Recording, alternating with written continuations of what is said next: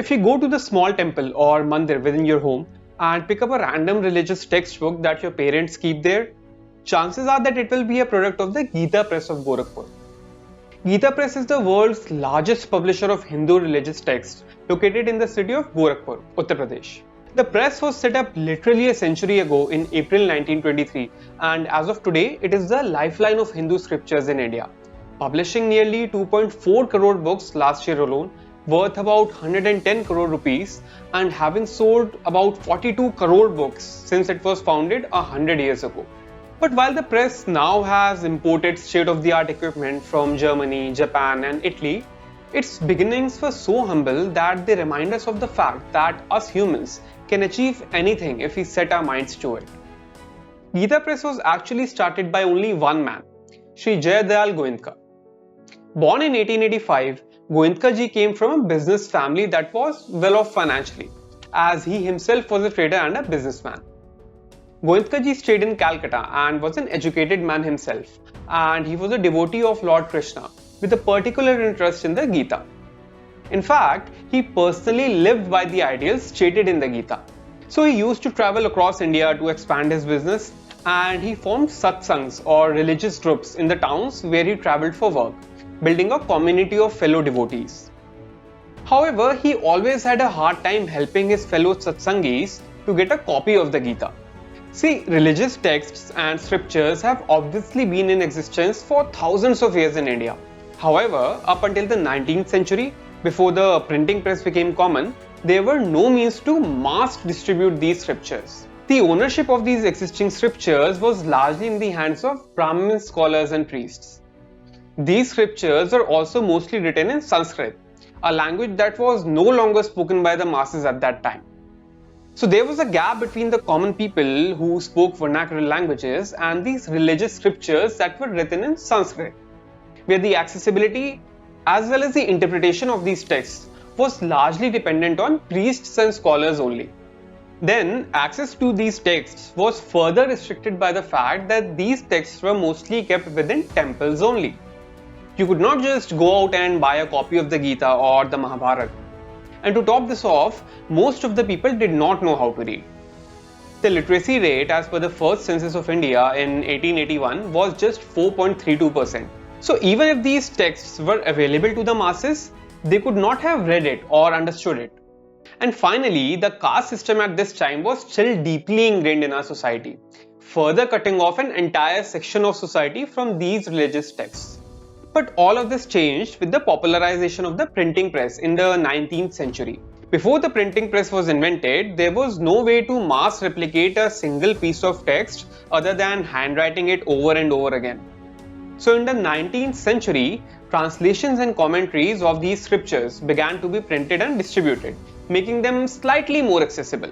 However, still, most of these translations were made by British scholars, as India was still under British rule.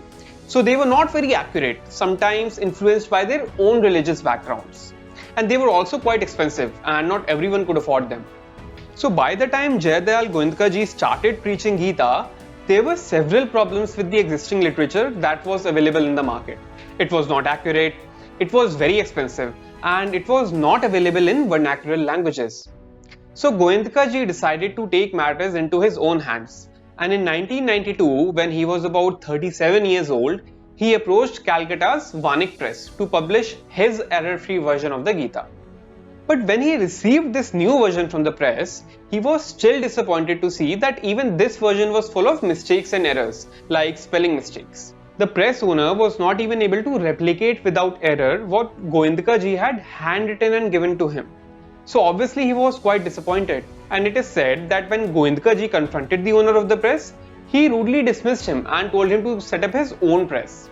This was when Shri Ghanshyam Das Jalan of Gorakhpur, one of Goyandka ji's fellow satsangis, proposed to set up a printing press in Gorakhpur itself. Goyandka ji took his suggestion, and on April 29, 1923, Gita Press was started in a small building in Gorakhpur, rented for a mere 10 rupees a month.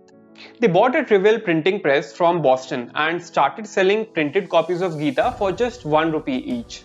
And in July 1926, the press moved to its current, larger campus in Gorakhpur, buying the land for rupees 10,000 only. And this was how Goyandka ji started bringing Gita to the masses. During the first 4 years, Gita Press printed only ancient Hindu scriptures. But a few years later, a devout follower of Goyandka ji started taking a more active role in the Gita Press. Shri Hanuman Prasad Poddar. Poddar ji was a learned man himself who was well versed in the Sanskrit language.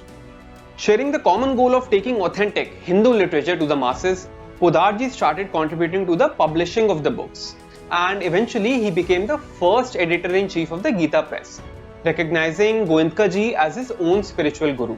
In 1927, Poddar ji started the monthly magazine Kalyan, giving a new dimension to the Gita Press. And Kalyan was one of the most prominent publications of the Gita Press, talking about religious ethics, meditation, yoga, and dharma apart from the scriptures. Poddar ji had a very strong network as well, as he himself was a freedom fighter, and he got several renowned people to be guest writers in his magazines, including the likes of Rabindranath Tagore, Rajendra Prasad, Mahatma Gandhi, and Madan Mohan Malviya. And this contributed a lot to make the Kalyan popular among the people of India. But the focus of Goyandka ji and Poddar ji continued to be the revival of authentic Hindu scriptures in local languages at affordable prices, which was still an uphill task. As I already mentioned earlier, this was obviously a time when there were no existing publications of these scriptures. I mean, imagine that a scripture as popular as the Gita was once unavailable to the common man, even in Sanskrit, let alone in any other language. So you can guess what the situation of other scriptures would have been. And therefore, Poddar ji had to start from scratch.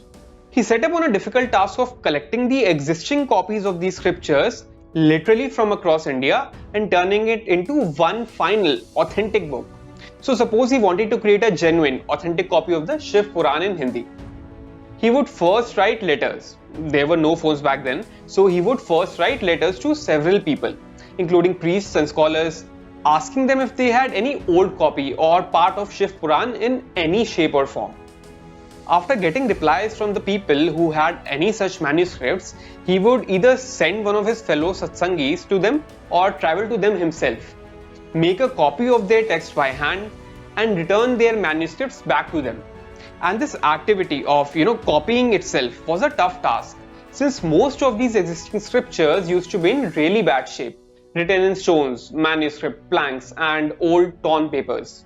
And he would do this for all the people in his network who said they had the Shiv Puran in full or in part, gathering a collection of all these copies. Then from this collection, he himself would handpick parts and create a single, concise and authentic copy of the Puran in Sanskrit, because all of these texts were usually in Sanskrit.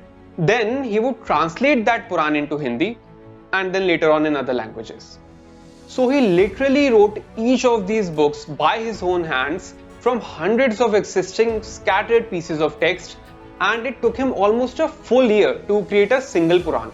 And this was how he continued creating authentic texts year after year, including Mahabharata, Shiv Puran, Matsya Puran, and several others. Now, it was not that he was a one-man army. He did have a group of devout followers who were also scholars of Sanskrit, but he was the forebearer of the movement. Other than reviving Purans, he also had a lot of other Hindu texts collected and printed, like Upanishads and the Ramayana. But his drive did not stop there. You see, Poddar ji wanted the messaging of our scriptures to reach the masses, to reach the common man. And he believed that pictorial depictions were an integral part of making this happen. So he built a team of brilliant, highly skilled painters, including the likes of B.K. Mitra and Jagannath. And then he commissioned them to recreate several scenes that were happening in the books in the form of a painting. And similar to the scriptures, there weren't a lot of comprehensive and detailed paintings of gods before this time. So Poddar ji started a visual revolution as well that continues to define how we perceive God even today. The paintings of B.K. Mitra and others came to define our perception of how these deities look like, strengthening the connection between the readers and their gods. And the impact is such that Gita Press has been the true reviver of Hindu literature in India.